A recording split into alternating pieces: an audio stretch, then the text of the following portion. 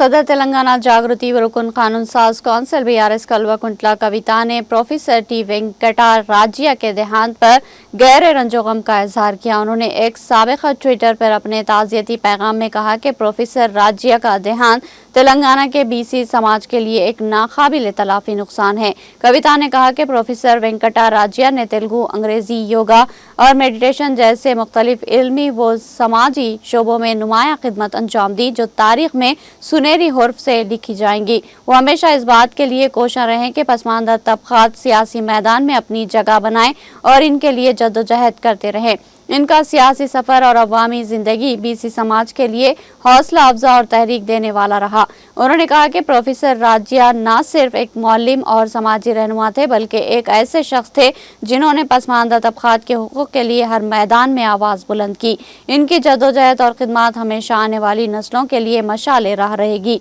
कल्वाकुंटला कविता ने आखिर में दुआ की कि अनजहानी की रूह को सुकून नसीब हो और इनके अहले खाना को इस सदमे को बर्दाश्त करने का हौसला अता हो।